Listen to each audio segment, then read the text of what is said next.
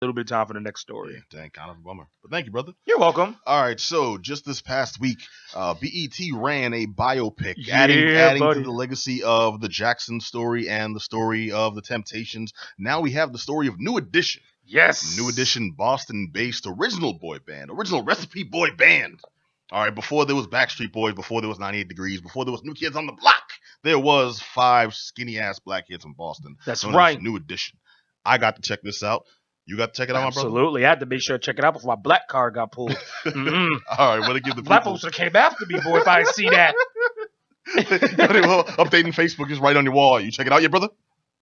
I'm watching. All right, man. Okay, so I want to give the people your initial impressions. I mean, I loved it. I absolutely loved it. I mean, I'm not gonna lie. I had to catch it on demand the first 2 episodes. Mhm. I had to binge watch those in time for me to catch the 3rd episode. I think that was actually the best way to see it. It was easier to do it that way as opposed to the big giant breaks are in between because these things are 2 hours apiece. So we're talking a 6-hour 3-part series, and it was done very, very well. I read Bobby Brown's book a few months back, and it just much of the stuff that he said in his book went along with it. And the good part about the whole thing is they had all 6 members. Yes. They were all co-executive producers on it, so they could be able to get their say in it. And just even the way they went I like about that it was too, because awesome. that made sure it was more respectful to them. They didn't go. Some of it was dramatized, but they didn't go like nth degree to make anyone seem too outlandish, too unrealistic, and go for like some the supernatural guy that brought the group down or something, or this turmoil, a hurricane swept the bus. Nothing like that. They kept it within realistic bounds and still told the good story. Absolutely, man. I mean, the writer of the script, he actually went to each member and interviewed each member individually, and then wrote the script and showed it to all of them. To the point where there are members of the group who are like, "Wow, that happened." Oh man, I didn't even know. Like for instance, hey, if you ain't seen it, shame on you. Need to go see it. So it's a spoiler I'm gonna throw out there.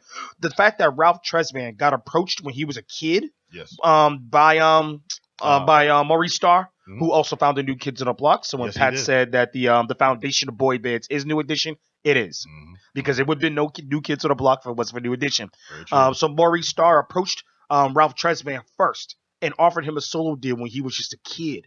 And Ralph Tresvant turned it down and was just like, "Listen, man, this is OP or Orchard Park. This is OP. Down for his people. This is my people's. I'm not. You take me, you taking them all." And none of the group knew that he did that.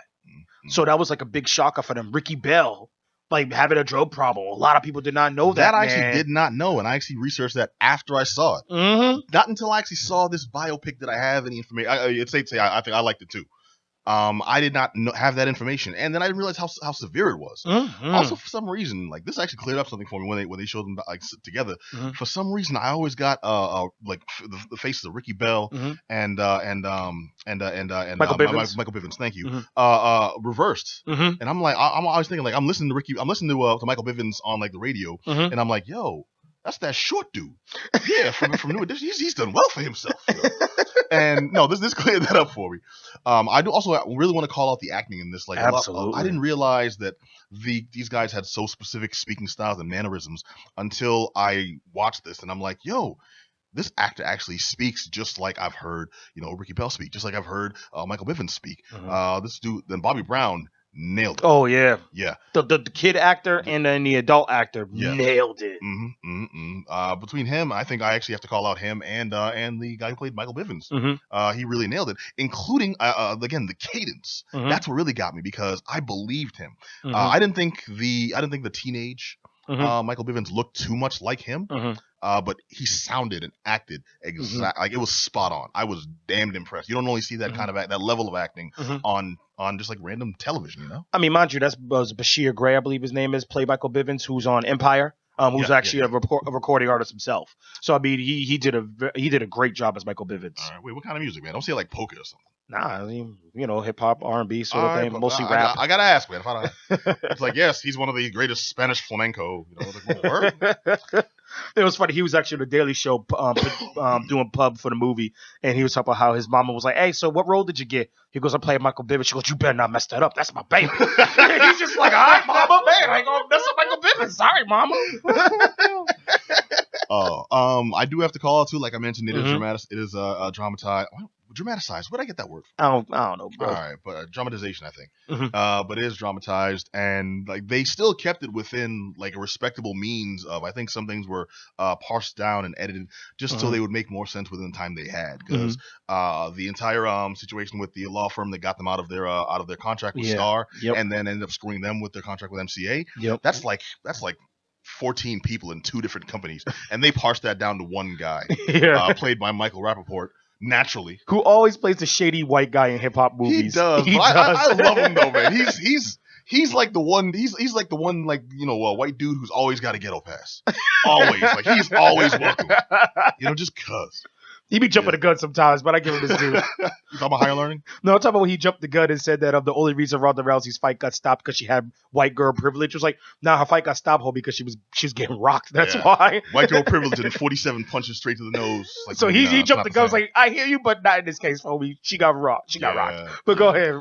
It plays through the New Edition story. It gives a lot of good background information. Mm-hmm. Plays through the story till about 2005 and culminates at the was it 25th or 30th? 25th. 25th BET anniversary celebration, which was a beautiful performance, and all the music in this was spot on. It was a lot of recreations of the New Edition songs that I thought were done really well. I mean, even the videos, they recreated the videos, and that was just amazing to see. That it really was. In 2016, these are guys that were willing to wear the "If It Isn't Love" costumes. It's grown ass men in like ballet slippers and like anyways, like the lowest of the low of early 90s fashion. And they did it beautifully. I also like how they didn't shy away from some of the more harder hitting performances, like when we talked about Bell's drug habit. Mm-hmm. When this dude broke down, I mean, yeah, spoilers obviously, but this stuff happened in history, kids. Mm-hmm. Like when he collapsed. Mm-hmm. And, well, not 2 scenes when Stro had the heart attack, and then they had that second fight that was all emotional. Yep. I damn near teared up. Me too. I felt the emotion. Mm-hmm. I'm like, again, this dude has to be what, like 16, 17? Mm-hmm. And I'm sitting there grown ass man like, his uncle's having a heart attack, man. My girlfriend's like, you okay? I'm like, yeah, I'm okay. I don't know what you. Yeah, no crying. It was sad, man. I mean, even that little emotional rough. speech they had afterwards when Bobby and DeVoe had that speech before DeVoe's wedding. It was just like, I knew at that day I went too far. Like, oh, man, I'm getting goosebumps just thinking about it. For Bobby Brown to tell him, I know I went too far when he had the stroke and you got mad at me. Because everybody else got mad at me, but you were the one who kept it together. And when I pissed you off that day, I knew I went way too far. I was just like, oh, man. That's in his book too, right? Yeah, it was. I'm pretty sure it was. I mean, a lot of his book was New Edition, but his life of him and Whitney. So the New Edition piece was enough. But I mean, the only thing that shot away from the book is the Gumby, because they rushed through the Gumby. They rushed through the Gumby on the movie. But actually, the one thing I felt that robbed is because when Bobby saw it, Pause. Anyone who doesn't know, the Gumby was Bobby Brown's signature hairstyle. Yes, that he wore. It was basically just a flat top with a slant. And the slant happened because a guy was checking out some chick walking by and he cut Bobby's hair messed up. The one thing the movie did is show Bobby be upset about it. But in actuality, Bobby was upset about it. Then he kept the mirror. He stared. He goes, I think I can make this work. And that's why Bobby said, let's keep it rolling. And he was like, I can fix it. Bobby's like, no, I think I can make this work. And that's how you see the signature Gumby in, was it the humping around? Every little step. Prerogative? Every little step. Okay. Every little step video. Because he had that red. The red little thing. In the white void.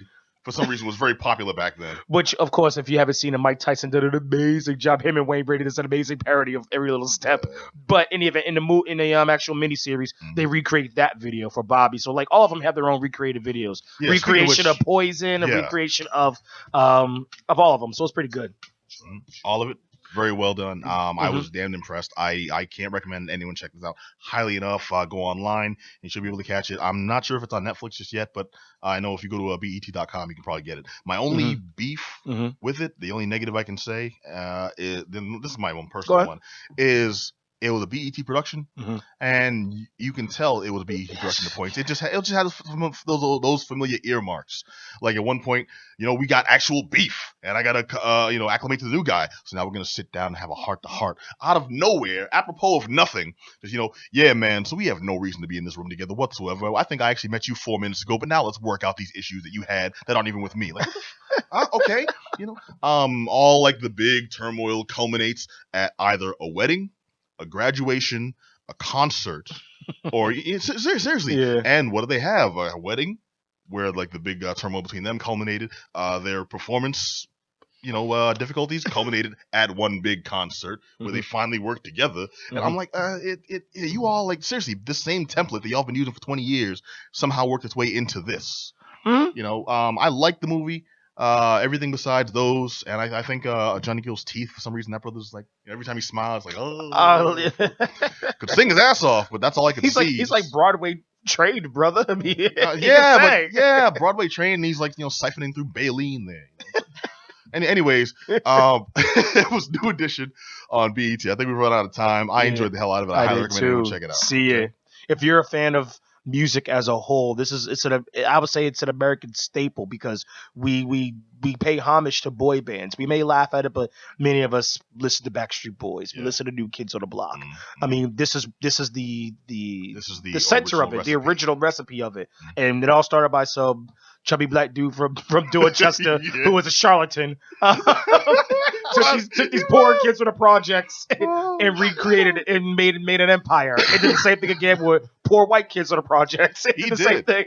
Except he probably didn't get nearly as much money from the poor white kids he did get from poor black kids. But New Kids on the Block, pioneers of appropriation.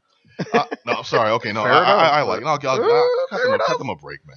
All right, this has been the Geek Down here on